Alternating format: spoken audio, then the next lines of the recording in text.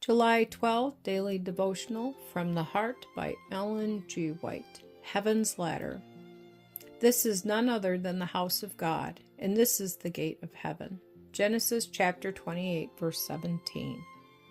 Jacob was not perfect in character.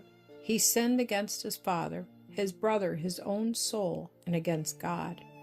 Inspiration faithfully records the faults of good men, those who are distinguished by the favor of God. Indeed, their faults are much more fully transcribed than their virtues.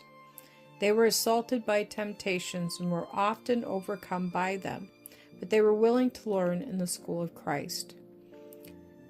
Were these characters presented before us as faultless, it would tend to discourage us in our strivings after righteousness. It shows that God will by no means clear the guilty. He sees sin in his most favored ones, and he punishes them even more decidedly than those who have less light and responsibility.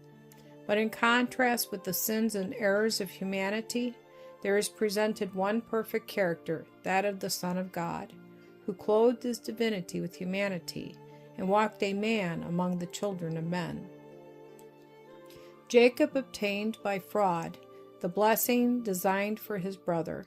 God had promised him the birthright, and the promise would have been fulfilled in good time had he been willing to wait.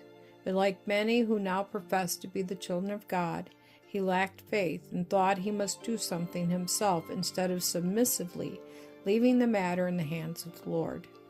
As he pursued his lonely way, he was greatly cast down and discouraged. Yet God did not utterly forsake Jacob. His mercy was still extended to his erring, distrustful servant, although he would permit afflictions to come upon him until he should learn the lesson of patient submission. The Lord graciously and compassionately revealed just what Jacob needed, a Savior. Wearied with his journey, the wanderer lay down upon the ground with a stone for his pillow, and while he slept, the Lord gave him a vision. He beheld a ladder bright and shining, whose base rested upon the earth, while the top reached to heaven.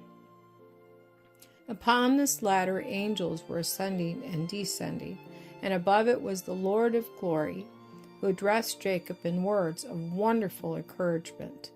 He assured Jacob that he was under divine guardianship in his absence from home, and that the land whereon he lay as an exile and a fugitive would be given to him and his posterity.